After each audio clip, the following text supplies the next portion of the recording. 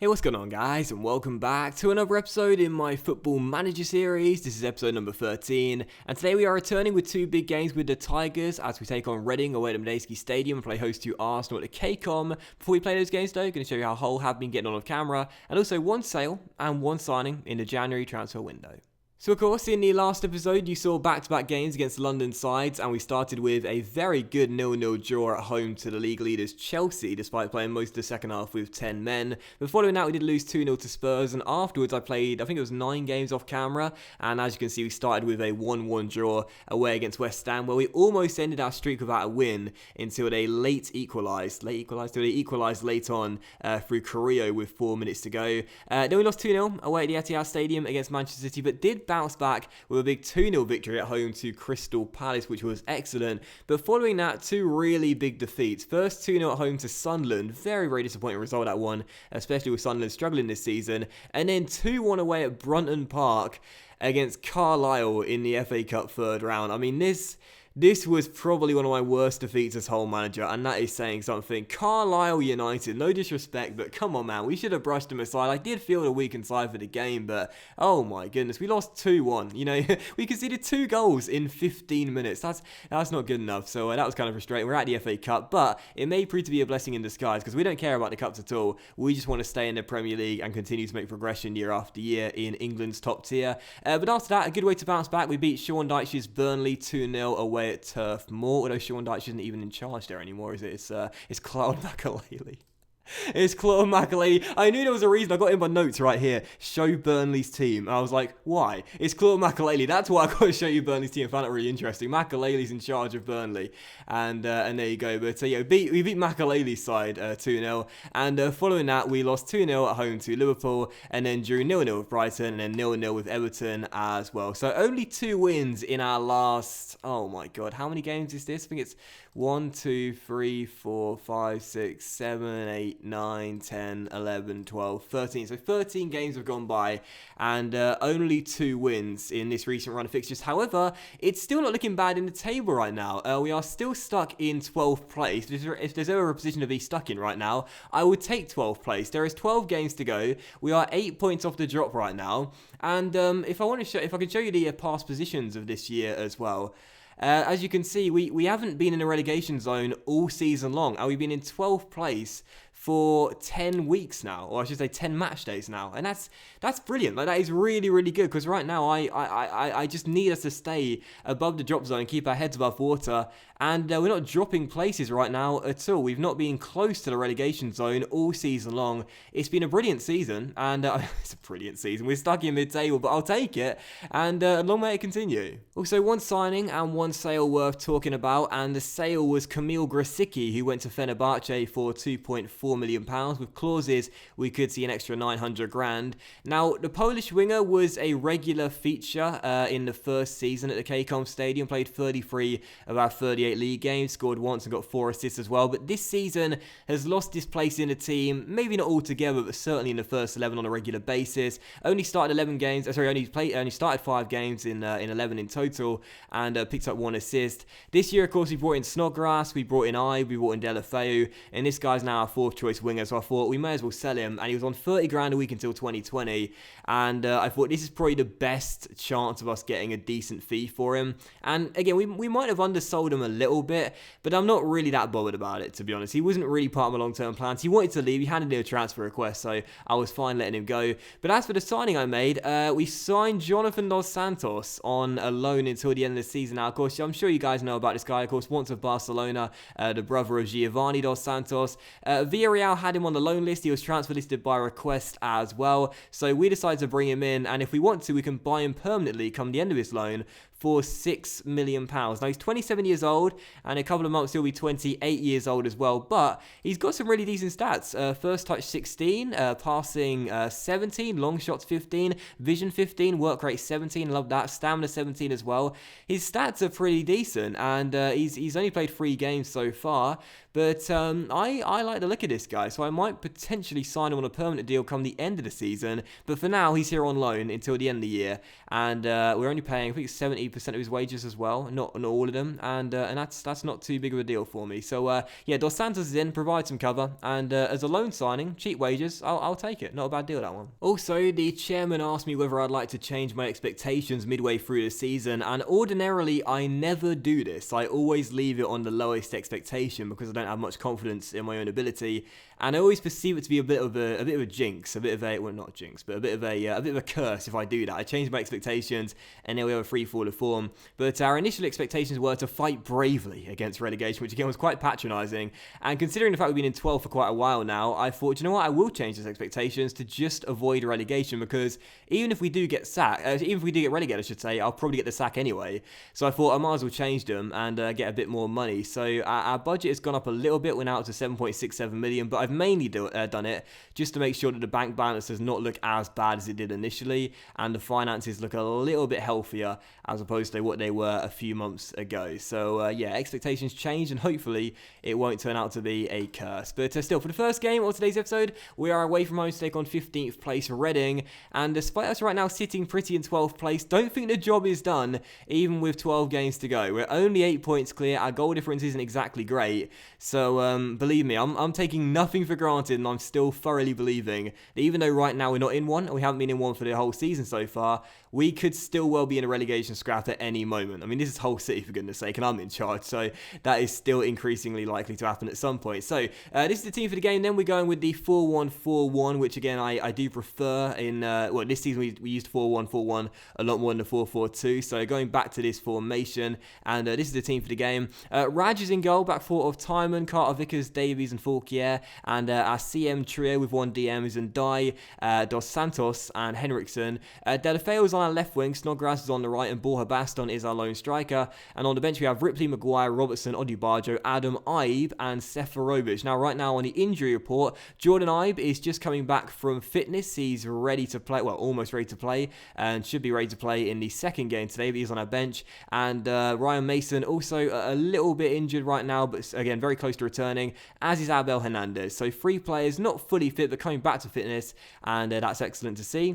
And yeah, let's get straight into it. Reading the first game away from home. I'm feeling confident, and maybe we could move up to 11th place. Oh no, we can't. We can't. Oh, I was just going to say we might win this game and finally go 11th. We can't do that. So we're still stuck in 12th regardless of what happens coming the end of the game. So yeah, never mind. Stuck in 12th. Stuck in 12th. I'm happy with this though. Like, I'm happy with this. This really is loser mentality, but I don't care. I don't care. I just want to keep Hull in the Premier League and provide some much needed stability at KCOM Stadium. Loser mentality or not, right now if we're not getting relegated, that's good enough for me. First highlight, and it comes to Hull City with Dos Santos finding Henriksen. And Marcus finds Robert Snodgrass back towards Dos Santos as we patiently probe and look for an opening. I must say, retaining possession and playing shorter passing is working out quite well for us this season as Forquier crosses and Borja Baston puts it in 2 minutes in, and it's 1-0 to the Tigers. The Spaniard with his 7th of the season, and he's now scored 3 more than he got for the entire of last season in Wales with Swansea. And I said this season, if we give him some TLC, if we let this guy play in the first team on a more regular basis than he did last year for Swansea, I bet he'll score more goals, and he's proved my point. Borja Baston opens the scoring, 1-0 Hull, get in.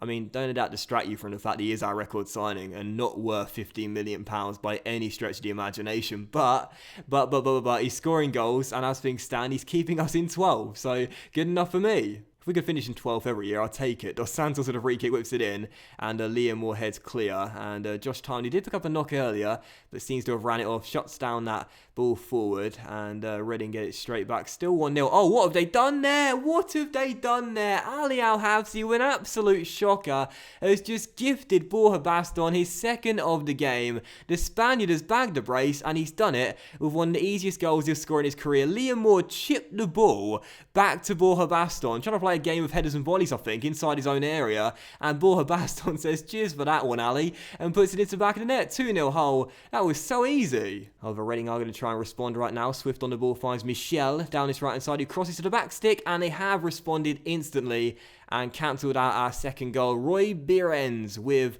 the goal to half the deficit. It's 2-1. And I must say, this season actually, defensively, despite a very shaky start to the season, we have picked it up when it comes down to keeping clean sheets and stopping teams from scoring.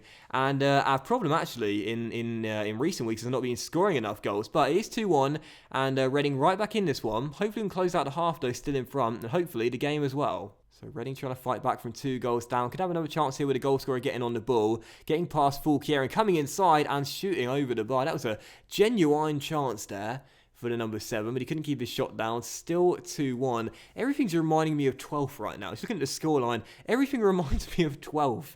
This is unbelievable. I wish this episode was number 12. It's 13, isn't it? It's 1 afterwards. Everything's reminding me of 12th right now. Anyway, corner for Reading. Raj. Oh, he's fun with it. Oh, and Swift puts it wide. What a let off for Raj. Still leading by 1, 23 minutes to go as Fulquier gets on the ball down his right-hand side and finds Henriksen through towards Snodgrass. And back out wide towards our right back. Can we rack the points up here as Moore heads it straight to Baston, who's got his hat-trick. And I think that's our first hat-trick of the season as well. Reading 1, Hull City 3, and maybe now the points could be in the bag. I mean, it's Hull, so I'm not gonna be so confident about saying that. But Leo Moore, for the second time, has put his goalkeeper in a heap of trouble, and Borja Baston this time volleys the ball past the goalkeeper and into the back of the net. 3-1, and hopefully that should do it. So we're coming towards the end of stoppage time, and we still lead by 2 goals. Any goal for Reading now will surely be nothing other than a consolation goal. But hopefully they won't get one, and we shall keep our 2-goal cushion right till the end. And there is the final whistle. Reading 1, Hull City 3. Another big win for the Tigers. A really impressive victory, especially after a run of games without one. And I must say, Josh Tyman's only got a 2D injury, that's fine for me. I must say, I've been so impressed with our performance this season. I mean, quite seriously, we've tightened up defensively. We've been scoring more goals as well. Borja Baston, our club record signing, continues to find the back of the net on a relatively regular basis. So I don't feel like much of an idiot now after that expensive signing. And we are still well above the relegation zone. We are now, is it 11 points clear? Yes, it is. We've got a better goal difference now as well. I got to say, this has been a brilliant season. If we can stay in 12 until the end of the year, I'll call this a very successful second season. It's much better than I would have thought, really. I thought by now we'd be in the relegation zone and comfortably, but instead, we are keeping our heads above water and our knees as well. What a fantastic season. Our knees. Keeping our knees. What? How does that... What? Okay then guys, so moving into the second game of today's episode, and after this game there will be 10 games remaining in the Premier League, and hopefully we'll extend our gap between us and the relegation zone to 14 points. We take on Arsenal at the KCOM Stadium, though they are in 3rd place, so it's going to be very difficult for us to get the win in this game, but I'm hoping for the best. Now I want to make some changes, and Dye is suspended once again due to an accumulation of yellow cards. This guy just can't keep himself out of the referee's book, and Snodgrass is currently injured, but Ives returned to fitness, so we'll play him on the right hand side and Delafeu on the left hand side. This is where Grosicki would come in handy to play on the bench, and Hernandez as well is ready to go back in. Now he's not match fit, but I'll give him a bit of game time in today's game to get up a little bit. And there's around 23's game. There's not. I might have to schedule a friendly so you can play in under 23 games in midweek to get that match fitness up even more. And Dye's got to come out too as well. So we'll play Charlie Adam as a ball-winning midfielder in the DM area, and we shall put Daniel Ayala on the bench as well. We are really thin on the ground with this squad this year. That's something that does need to be improved next year, the depth. I mean, I didn't need to sell Grosicki, so that would have helped with my problem, but instead I exacerbated it because that's the sort of manager I am. Okay, so second game today, sticking with the same formation, and again, a couple of lineup changes due to injury and suspension. So this is the team for the game. Raj in goal, back for a time, and Carter Vickers, Davies and Fulquier. Adam, Dos Santos and Henriksen make up our central midfield trio, and on the wings, Delafeu on the left, and Ives stepping back in for his first start since injury on the right. Hat-trick hero, Borja Baston is up top, and on the bench, Connor Ripley, Harry Maguire, Daniel Ayala, Andrew Robertson, Moses Odubajo, Abel Hernandez, and Seferovic as well. So here we go. Oh, Mason's almost back. Let's put Mason back in the team instead. So yeah, that was the team for the game then, and let's get to it. Arsenal here at home, and if we win this game, we could go into 11th place, but I'm fine with 12th. So 11th or 12th, fine with either. Oh, worst possible start though. Josh Tyman has got an injury, and they picked up a knock in the last game. It was okay to start this one. So Andrew Robertson had to come on. Not really a bad thing, because Robertson is actually considered a better left back than Time, but of course we're playing Time to give him maximum exposure to first team football.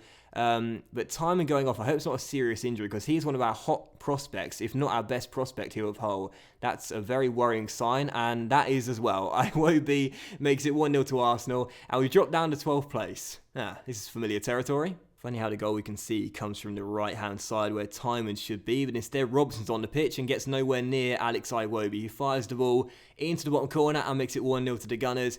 Worst possible start. Whenever I go behind against a big club, I never fancy my chances of getting back in the game. I know last season we did that a couple of times, but I guess most famously against Liverpool, but already trailing by 1 here at home. Arsenal now going into second place. It's very unlikely we will get back in this one. But again, I'm fine with 12th. I'm fine with 12. It's okay. I'm all right with this. There'll be 10 games to go and we're in 12th. I will take it. As Robertson loses the header, mate, you are getting sold next season. Josh Tymon's the boy. If they score again from this right-hand side, I will not be happy. Iwobi takes it round Robertson, crosses and Dybala plays a 1-2 with a post, and then hits it in at the second time of asking. I might sub off Robertson. He's nowhere near good enough. Iwobi gets round him far too easily, crosses, and Dybala hits the post and then hits it back in again to make it 2-0. And I don't know why I'm blaming Robertson for that. It's 2-0 to Arsenal, and if we weren't going to get anything from the game before, we certainly won't now. They've dominated in the first half, and they're going on to claim a very easy 3 points. Andrew Robertson will be the new scapegoat. Last year it was Sam Clucas. Now it's going to be Robertson.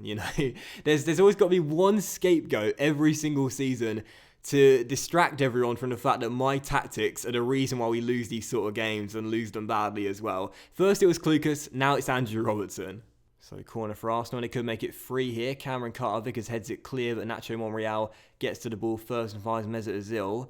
Jack Wilshere is back to goal, is taken down by Adam, who's already on a booking, and that will most likely be the end of the Scots game. Charlie Adam, who's done very little for us since signing, has now got a red card, so I guess that's something. And we're down to 10 men, and the game's done. We've not had a single shot in the entire game so far, so I don't really feel like that red card's going to change anything. But in my post-match press conference, I might say, the game changed when Adam got sent off. We were doing fine up until that point, and that bad refereeing decision cost us the game.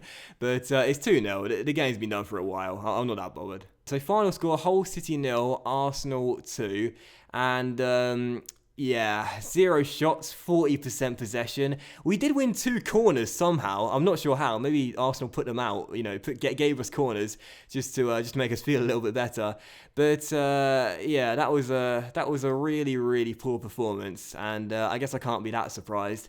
And it does leave us in 12th. Now, hopefully, that injury to Josh Tymon is just a minor one as well. We'll take a look now and find out. It is going to be a 2 to 3 week injury with a damaged kneecap. So it's not that bad. We can live with that. Robertson will come in until that point, which isn't great, but I guess we can deal with that. And there seems to be an international break, actually, which is fantastic. So actually, come to think of it, he might even be back for the next game against Manchester United at home. So yeah, I can deal with that. And Charlie Adam was sent off. I'll give him a warning, and he should be totally fine with that. So that will end today's episode of the Football Manager series, guys. So a big thank you for watching. I really hope you have enjoyed it. Let's take a look at the table. 10 games to go. Yeah, we're still in 12. We're still in 12. Just want to double check. We are still in 12th place. That doesn't look like it's going to change throughout the entire series of things, but I'm fine with that. Keep us in 12, and I'm totally fine with that. But that will end today's episode of the Football Manager series, guys. So a big thank you for watching. I really hope you have enjoyed it. If you did enjoy the episode, then please do consider leaving a like. It's Friday tomorrow, and I did say I'll come back with 1 or 2 more episodes. Did I say this in the last episode? I think I might have done, or I might have cut it out. Well, anyway, I did plan to do at least 1 or 2 more episodes before the end of the season, but what I might do is, because right now we seem to be safe for the time being, I might potentially play a few games off camera, and if we do begin to struggle and go down the table and possibly go back into a relegation scrap, then I will come back with another episode, and then one after that, which will be the final one. But if we continue to stay above the drop zone by quite a few points, I might come back for the final 2 games at home to Southampton and West Ham, and then maybe start a new season on Sunday. and begin season 3 on the morning. How's that sound? Sound good? I mean, it should be. I mean, I love how quick you can get through seasons in FM for playing it for YouTube. So yeah, what we'll do then is we'll play all these games off camera and come back for the final two against the Saints and West Ham if we're still in 12th, which again is probably highly likely. But if we do struggle, I'll come back sooner and we'll play games against Stoke and Newcastle instead, or Leicester, because no, Stoke and Newcastle instead. So yeah, that will end today's episode of the Football Manager series, guys. So a big thank you for watching. Really hope you have enjoyed it. If you have, then please do leave a like. Much love to you all. Have a fantastic day. Hull are still in 12th, and I'll see you for the next episode of the Football Manager series very soon. I love 12 though. 12 is fine. 12 is fine.